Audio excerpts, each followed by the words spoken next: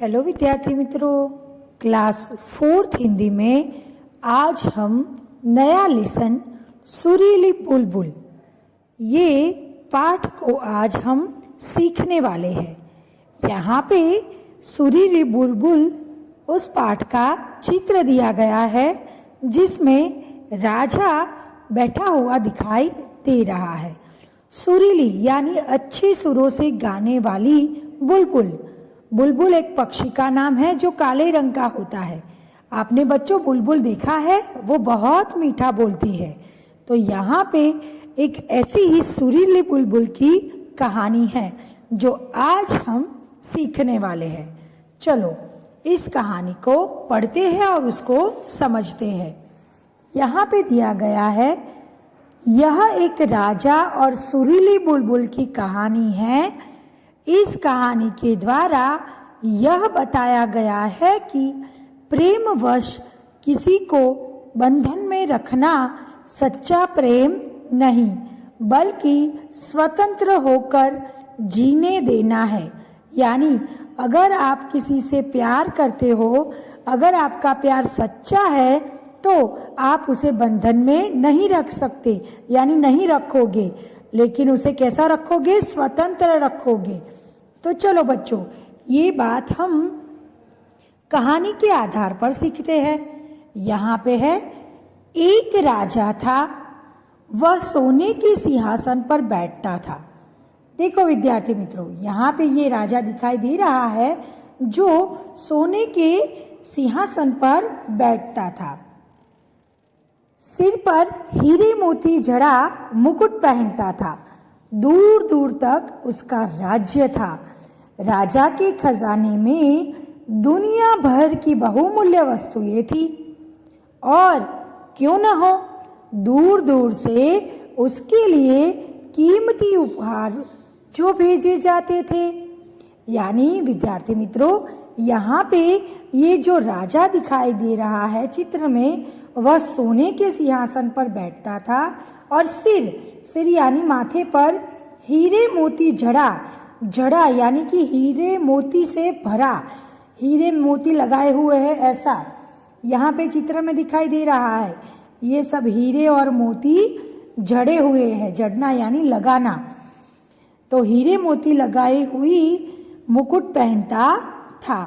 दूर दूर तक उसका राज्य था। उसके राज्य बहुत फैला हुआ था। राजा के खजाने में दुनिया भर की बहुमूल्य वस्तुएं थी।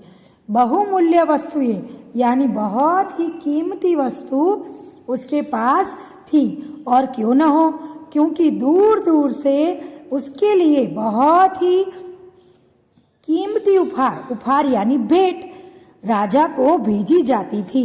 सभी दूसरे राजा थे तो इस राजा को बहुत ही कीमती भेंट देते थे। इसीलिए इस राजा के पास बहुत मूल्यवान वस्तुएं थी। वह कहता, मैं पूरी दुनिया का राजा हूँ। दुनिया में ऐसी कोई कीमती वस्तु नहीं है जो मेरे पास न हो। देखो बच्चों, ये राजा कहता था, ये अपने आप को पूरी दुनिया का राजा कहता था कि उसके पास दुनिया की कोई भी ऐसी चीज, कीमती चीज नहीं होगी जो उसके पास नहीं है। यानी सब कीमती चीज उसके पास थी। एक बार दूर देश से एक व्यापारी राजा के दर्शन करने आया। अब देखो क्या है, एक बार दूर देश से यानी दूसरे देश से एक व्यापारी राजा के दर्शन करने के लिए आया। वह राजा के लिए बहुमूल्य भेंट लाया था। वो राजा के लिए क्या लाया था? बहुमूल्य यानी कीमती, बहुत ही कीमती भेंट लाया था। बातों बातों में व्यापारी ने कहा, महाराज, लोग कहते हैं कि आपके राज्य में कहीं एक बुलबुल रहती है और उसका गाना अद्भुत है। देखो, ये राजा को एक दिन व्यापारी आया और उसने कहा, क्या कहा? कि आपके राज्य में एक अद्भुत बुलबुल रहती है। अद्भुत यानी बहुत ही अच्छा गाने वाली, अनोखी ऐसी एक बुलबुल रहती है और उसका गाना अद्भुत है। आपने तो अवश्य सुना होगा उस बुलबुल का गाना। देखो, दूर देश से आया एक व्यापारी ने राजा को क्या कहा, उसके राज्य में एक बुलबुल जो अनोखा गाती है उसके बारे में बात कही। राजा चौंका, उसने तो आज तक ऐसी किसी बुलबुल के बारे में नहीं सुना था। देखो, राजा को तो उसके पास बहुत सारी कीमती चीजें थी बच्चों, लेकिन उसे नहीं पता था कि हमारे राज्य में कोई ऐसी भी बुलबुल है जो अद्भुत यानी अनोखा गाना गाती है। तो उसने तो आज तक ऐसी किसी बुलबुल के बारे में नहीं सुना था। उस रात राजा को नींद नहीं आई।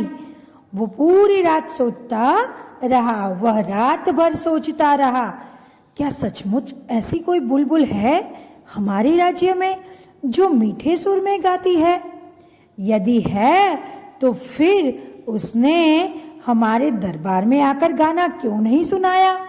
देखो, ये राजा रात को सोते समय भी उस बुलबुल के ही बारे में सोच रहा है कि मेरे पास इतने सारे कीमती भेंट है, लेकिन मैंने तो अपने राज्य की ये सुरीली बुलबुल के बारे में तो सुना ही नहीं, और वो इतना अच्छी गाती है तो मैंने तो आज तक उसे सुना ही नहीं। तो अब वो क्या करता है, चलो देखते हैं। अगले दिन राजसभा में मंत्री को बुलाया गया। होशियार मंत्री को जैसे पहले से ही मालूम था कि राजा ने क्यों बुलवाया है। आते ही बोला, महाराज, मैं जल्दी ही उस बुलबुल को आपके सामने पेश करूंगा। देखो, राजा रात को सोते टाइम यही सोच रहा था कि अब तक मैंने इस बुलबुल को क्यों नहीं सुना, उसका गाना क्यों नहीं सुना। और दूसरे ही दिन जब वो राज्यसभा में मंत्री के पास गया तो होशियार मंत्री था, उसको पहले ही मालूम यानी पता चल गया था कि राजा ने बुलबुल के लिए ही मुझे बुलाया होगा। इसीलिए मंत्री ने क्या कहा, आते ही बोला, महाराज, मैं जल्दी ही उस बुलबुल को आपके सामने पेश करूंगा। पेश करना यानी मैं उस बुलबुल को यहाँ आपके पास लेकर आऊंगा। हजारों सैनिक बुलबुल की खोज में जुट गए। देखो बच्चों, अब राज्य में राजा को तो पता नहीं था कि बुलबुल कहाँ रहती है, तो इसीलिए हजारों सैनिक बुलबुल की खोज यानी कि उसे ढूंढने के लिए हजारों सैनिक निकल गए। पूरे राज्य में बस उस अनोखी बुलबुल की ही चर्चा थी। अब तो पूरे राज्य में, राजा ने बोला ना कि मुझे वो बुलबुल का गाना सुनना है, तो पूरे राज्य में सैनिक उसे ढूंढ रहे थे। तो उसी वजह से पूरे राज्य में बस बुलबुल के ही बारे में चर्चा थी। राजा की रसोई में काम करने वाली एक लड़की उस बुलबुल के बारे में जानती थी। देखो, अब कोई भी बुलबुल के बारे में नहीं जानती थी, कोई नहीं जानता था, और राजा ने हजारों सैनिकों को बाहर भेजा था उसे ढूंढने के लिए, लेकिन बुलबुल कहाँ रहती थी उसका पता किसे मालूम था? राजा की रसोई में काम करने वाली एक लड़की को उस बुलबुल के बारे में पता था, यानी वो जानती थी। उसने बुलबुल को झील के तट पर गाते हुए सुना था।